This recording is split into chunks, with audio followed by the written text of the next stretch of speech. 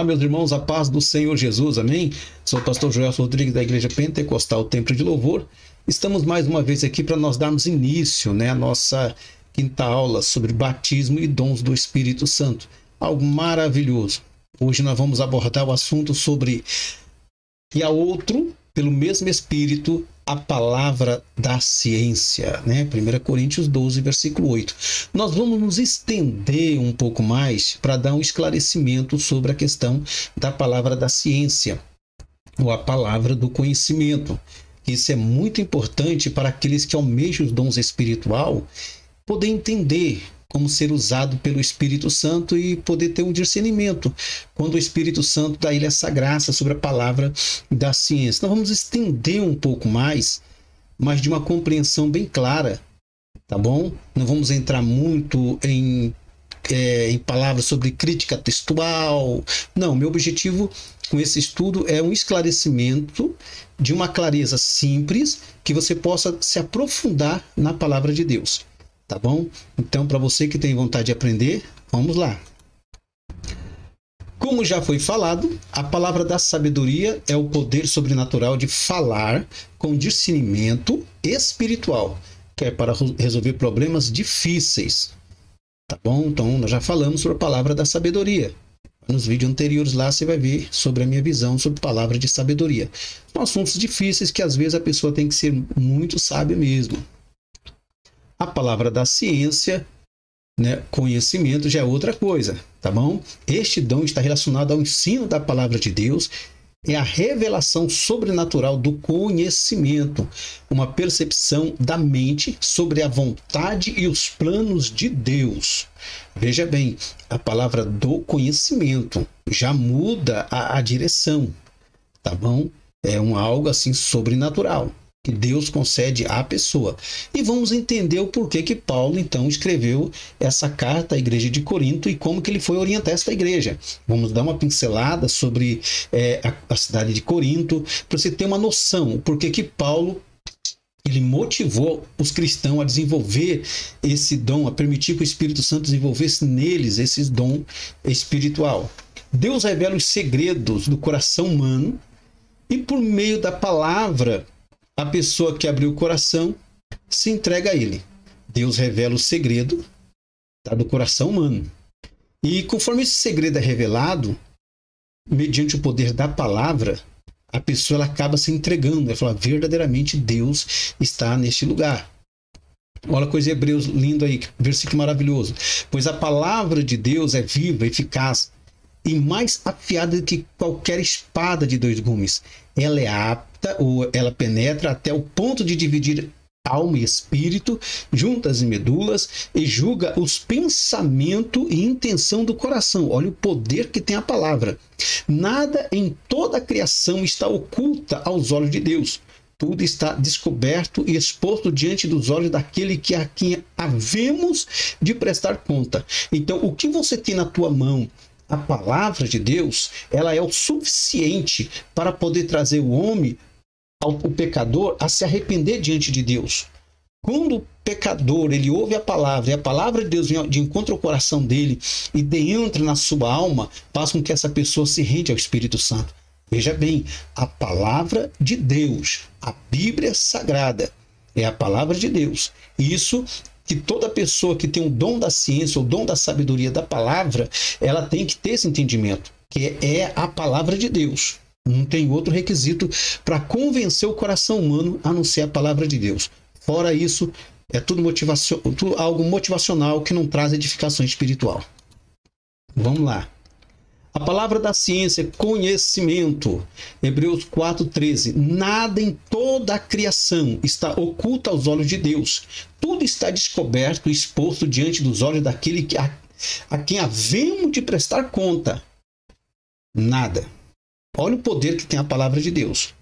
Nada está oculto aos olhos de Deus. Então, quando a pessoa recebe esse dom do conhecimento da palavra, o Espírito Santo vai revelando coisas diretamente no coração do homem, da mulher, da criança, do adolescente, do jovem, e essa pessoa ela acaba se entregando a Jesus, reconhecendo a soberania de Jesus. A palavra Nunca, pregador, você que quer ser pregador, você que quer ser missionário, você que quer ser usado por Deus, nunca abra mão da palavra de Deus. Que a palavra de Deus venha a ser o centro do teu coração. Como diz o salmista, guardei a tua palavra no meu coração para não pecar contra ti. Guarda a palavra, viva a palavra, ande na palavra, abrace a palavra. Permita que a palavra flua na tua vida, de maneira que as pessoas em tua volta venham sentir o toque da unção do Espírito Santo. Que a palavra de Deus, daí Deus começa a se revelar coisas extraordinárias. Amém? Este dom é dado para um propósito de edificação e exaltação de Deus e não do homem, ou exaltação da mulher. A pessoa que ela tem esse dom do conhecimento, o dom da ciência da palavra, de dominar toda a semântica da palavra, de ter uma facilidade, isso não é para exaltação da pessoa subir numa plataforma ou subir num púlpito ou querer se engrandecer sobre aquelas pessoas que ainda não conseguiram alcançar o nível deste conhecimento. Não, é para edificação da igreja e exaltação do nome de Deus, não do homem. Nós temos que tomar muito cuidado sobre isso. A pessoa ela consegue dominar a palavra, facilidade, e ela acha que é para exaltação do ego dela. Tá bom? Então nós temos que tomar muito cuidado. Os dons espirituais não é para isso. Tá bom? Por isso que está tendo muita confusão por aí. Olha que coisa linda aí aconteceu com Daniel. Respondeu o rei, disse a Daniel, cujo nome era Beltesazar: podes tu fazer-me saber o sonho que vi e a sua interpretação? Olha o que Daniel responde aqui, gente. A humildade de Daniel é tremenda. Respondeu Daniel na presença do rei e disse: o segredo que o rei quer, nem sábios, nem astrólogos, nem magos, nem adivinhos o podem declarar ao rei.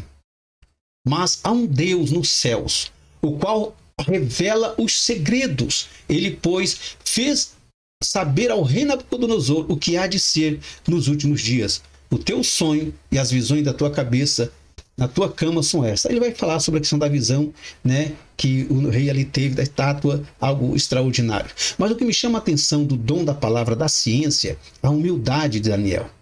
Daniel, em nenhum momento, ele pegou para si a glória, mas ele disse: não, meu Deus da honra, meu Deus da glória. A Deus pertence o conhecimento. Daniel sabia que a função dele ali, ele estava sendo usado como um canal de Deus, como um canal para trazer ao rei Nabucodonosor uma revelação de algo que desapareceu da mente dele.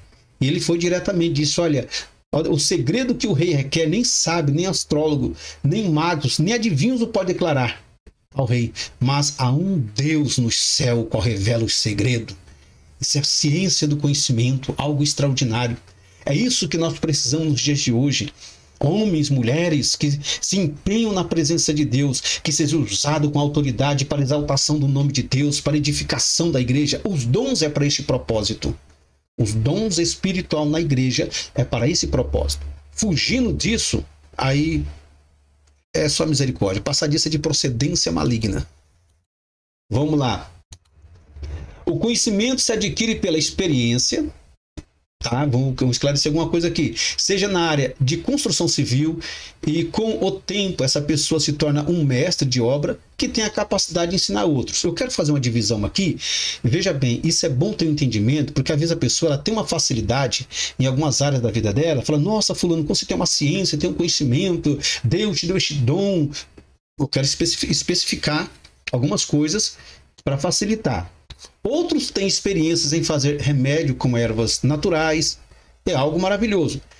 É a ciência da medicina natural. Alguns nunca foram em uma escola, mas o conhecimento vem de geração e é transmitido. Isso é uma outra experiência, que isso não é dons para edificação da igreja. Tá bom? São dons naturais que a pessoa tem de si mesmo. Outros são músicos, cantores que têm habilidade surpreendente em compor vários tipos de música, outros adoração, sem ter que entrar em uma sala de aula. Você já conheceu pessoas assim?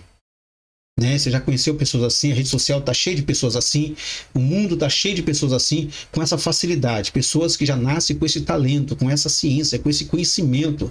Às vezes eu me pergunto: meu Deus, um dia eu peguei um violão para aprender a tocar e comprei um violão muito chique, sinceramente, 20 anos depois, não consegui tocar só pela misericórdia.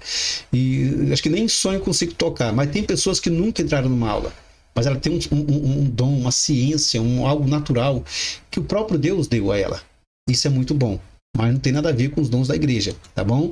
Tudo isso é atribuído ao dom natural, ou habilidades naturais que já nascem com a pessoa, tá? São habilidades. A pessoa já nasce com aquela habilidade. Tem crianças aí recém-nascidas, já tá tocando violão? Oxente.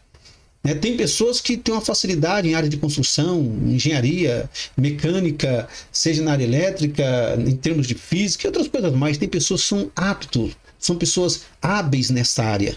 Ela já veio com esse talento. Olha o que 1 Reis 7,14 fala assim: era Hurão, filho de uma mulher viúva da tribo de Naftali, e fora seu pai um cidadão de Tiro que trabalhava com artes em bronze.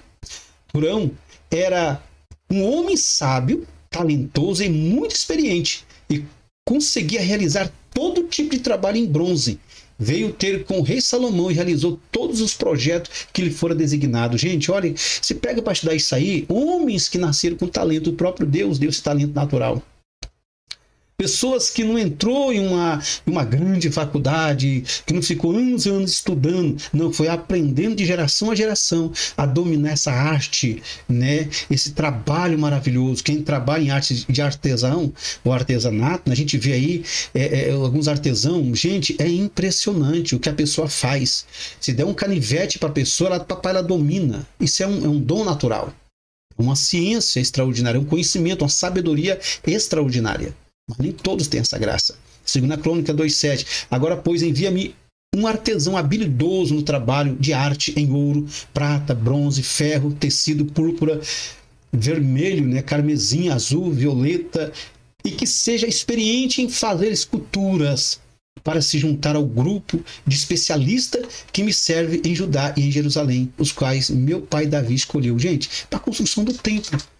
São pessoas, Deus estava procurando pessoas com habilidades. Então essas pessoas que receberam este dom, ela tinha habilidades naturais. Isso é favorável para a glória de Deus? Sim. Estes homens, eles foram construir o templo, decorar o templo. E Deus usou essas habilidades naturais desses homens, esses conhecimentos naturais, para a glória do nome dele. Isso é impressionante, isso aí é uma coisa extraordinária. Eu acredito que Deus pode te capacitar com esses dons naturais, como há pessoas que têm habilidades naturais. Há pessoas. E Deus pode fazer isso aí. Esse dom natural não é um dom dado diretamente do Espírito, e sim uma capacidade que Deus concede a todos, independente da crença. É uma ferramenta de uso pessoal e para benefício próprio e auxílio a outras pessoas com poucas habilidades. Tá? Deus já dá para isso. Um exemplo, uma pessoa que já tem essa área de artesão, que trabalha. Gente, isso é para sustento da sua família, isso é para ele transferir o conhecimento, isso é para ele ensinar outros que queiram aprender, mas a pessoa nunca entrou. É uma habilidade natural que Deus dá. Está aí na rede social, pessoas com habilidades extraordinárias. Pessoas com dom, uma ciência de dominar qualquer tipo de ferramenta.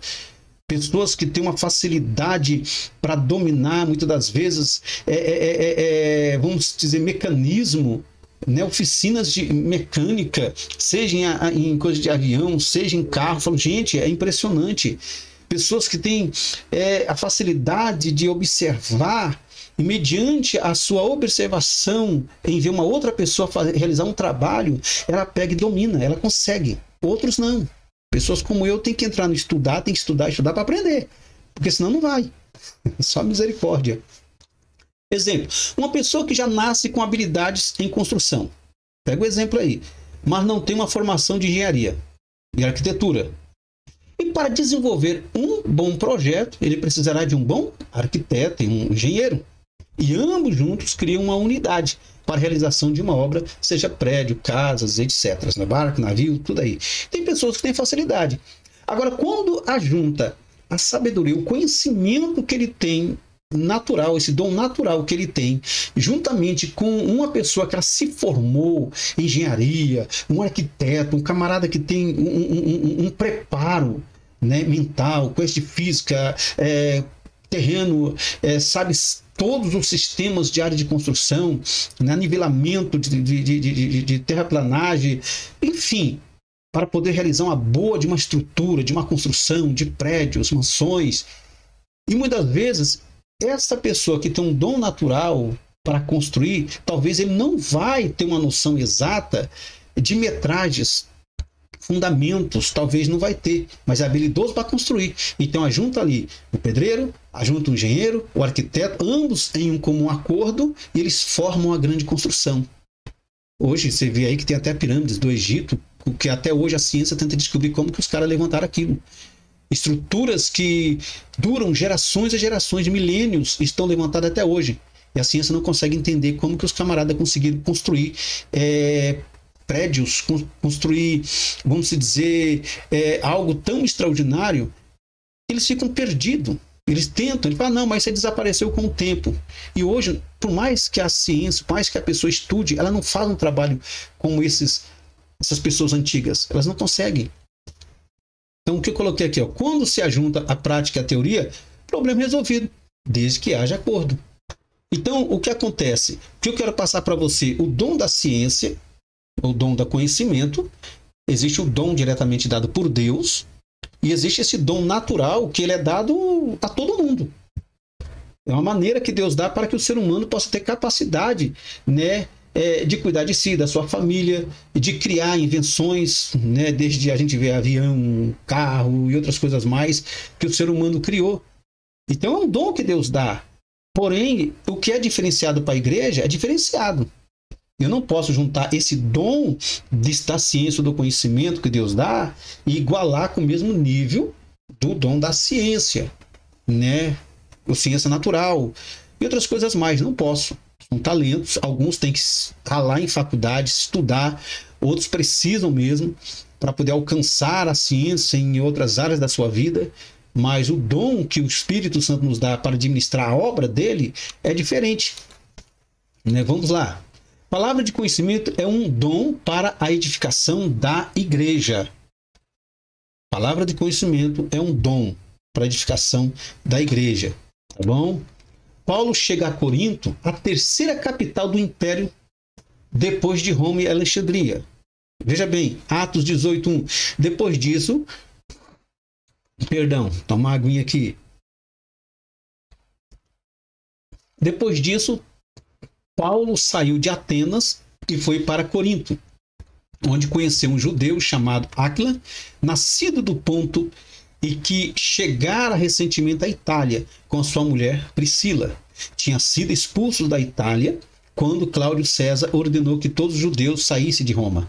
Paulo vivia e trabalhava com eles, pois, como ele próprio, tinha o ofício de fazer tenda. Olha que Paulo trabalhador.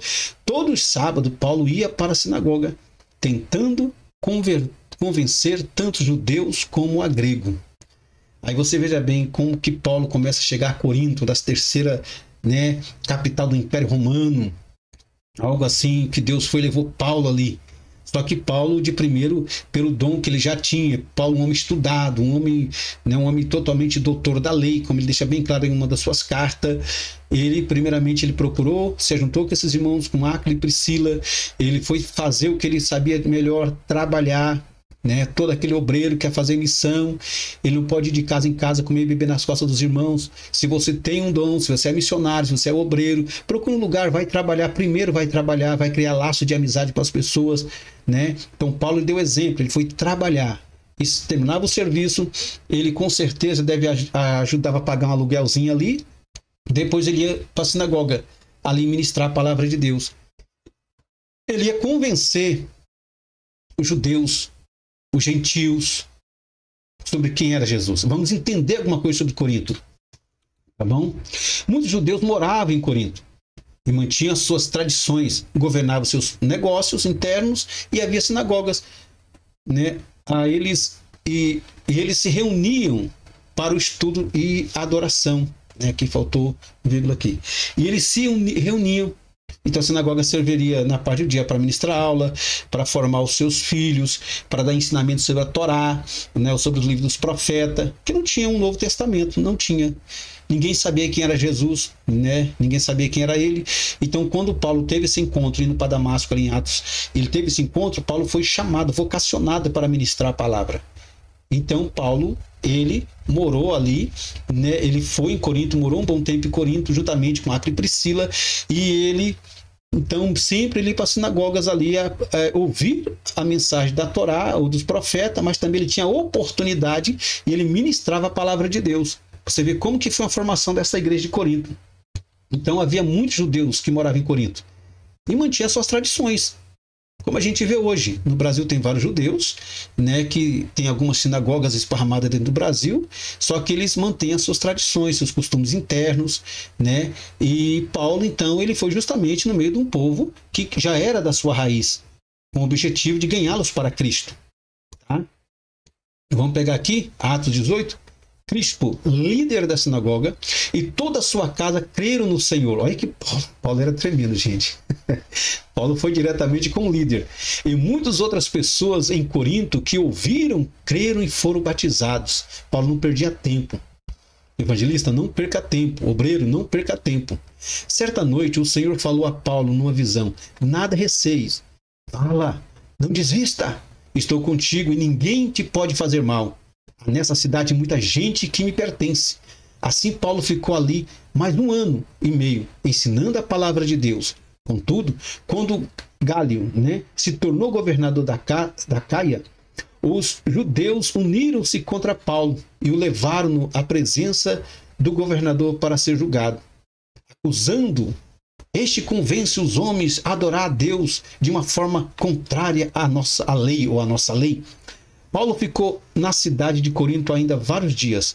Despedindo-se dos cristãos, embarcou para a costa da Síria, levando consigo Priscila e Áquila. Em Secreia, tinha rapado a cabeça de acordo com o costume judaico, pois tinha feito um voto. Veja bem, Paulo, ele não perdeu tempo. Só que, como Paulo ganhou o líder da sinagoga, depois se você vai ler Atos todinho, Atos 18, lê com paciência, você vai ver que houve a maior confusão. Eles queriam acabar com a vida de Paulo, que Paulo pregou, ganhou Crispo, ganhou o líder da sinagoga, ganhou muitos judeus, os judeus se converteram. Só que essas pessoas se revoltaram. E eles queriam destruir Paulo, acabar com a vida de Paulo, porque Paulo ministrou uma palavra que não sabia, vai contra a nossa lei. Pode ver o versículo 13 aqui, acusando. Este convence os homens a adorarem a Deus de uma forma contrária à lei. Como assim, adorar a Deus? Quem é esse Jesus? Então os judeus se levantaram. E depois a gente vai ver ali que vão falar, vocês resolvem entre vocês, isso é uma questão da fé de vocês, tem nada a ver comigo. Depois o negócio ficou feio. Então Paulo, ele foi para Corinto com o objetivo de obedecer à voz de Deus. Paulo, ele agiu de uma maneira sobrenatural. Você pode ver que Jonas, quando Deus falou para Jonas, levanta-te e vai à grande cidade de Nínive e prega sobre ela, porque a sua malícia chegou até mim, Jonas fugiu de Nínive. Ele fugiu para Tarsis. Por que fugiu? Porque os ninivitas, os assírios, eram um povo bravo, um povo violento. Era um povo que não sabia o que era misericórdia. Era um povo que matava, decapitava. Era um povo terrível, de ruim. Era um povo que não sabia discernir entre o certo e o errado. Não, era um povo terrível mesmo. E Jonas se revoltou, falou, não vou pregar, eu vou fugir. Eu quero que esse povo morra. Agora você imagina Deus falar para Paulo, você vai para Corinto e prega para ela a minha palavra, porque há muitas pessoas que eu tenho que ganhar ali. Há muitas pessoas que vão ser salvas. Depois vamos correr o texto, você vai ter uma noção de como era essa cidade de Corinto e o porquê que Deus precisava manifestar o dom do conhecimento, o dom da sabedoria e do conhecimento nessa cidade. Corinto era um lugar que necessitava do amor, da misericórdia de Deus. Amém? Querido, que Deus te abençoe em nome do Senhor Jesus. Daqui a pouco vamos entrar para a nossa próxima aula, a continuação da aula 5. E eu creio que a graça de Deus e o poder do Espírito Santo sobre a sua vida, sobre a sua família, em nome de Jesus. Amém? Que Deus te abençoe. Fique na paz do Senhor Jesus.